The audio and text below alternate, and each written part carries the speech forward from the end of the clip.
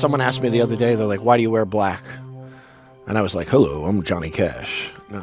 No, what's funny is I was at a solstice event in Black Mountain, North Carolina on Wednesday, and a guy was like, why do you always wear black? Why don't you wear white? I was like, I do wear white sometimes, white and black. And I was like, but there is a reason. And I was like, you're not going to believe this. And in my little bag, I had a Johnny Cash shirt that said the man in black.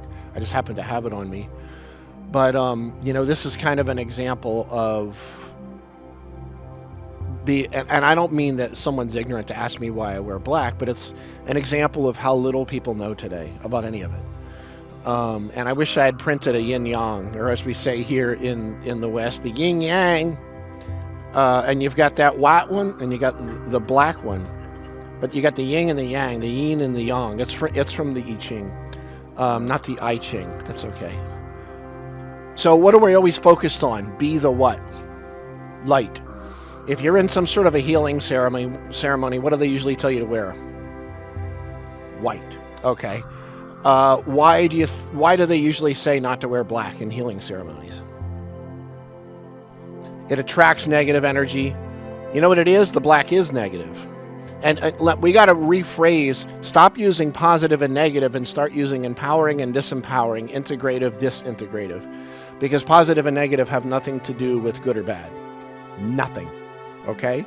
So that light part, that's that part of the yin-yang.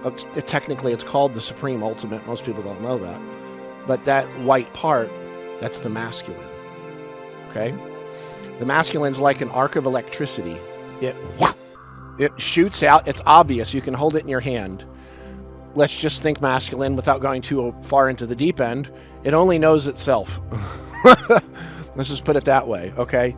It knows its own existence, and that's about it.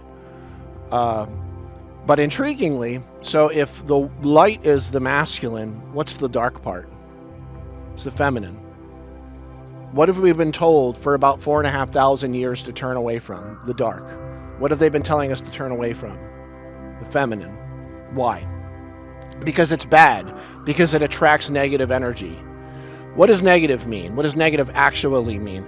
Masculine is like a serpent of electricity. It projects.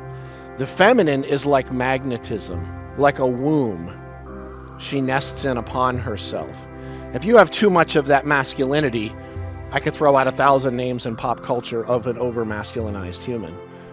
But what's interesting is if you get a little too much into the imbalanced in the feminine where you're taking too much in, that's called depression. But what we need is a place where there's a balance of the two, but we've literally been neutered and told not to look at the darker part. Which is funny because it's exactly the opposite of everything Jesus taught.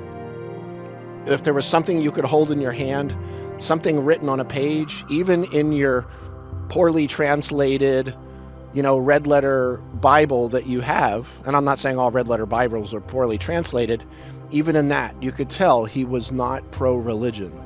He was not pro-concept and ideology. He was not pro-living up to something that a human hand wrote, whether they thought it was God ordained or not.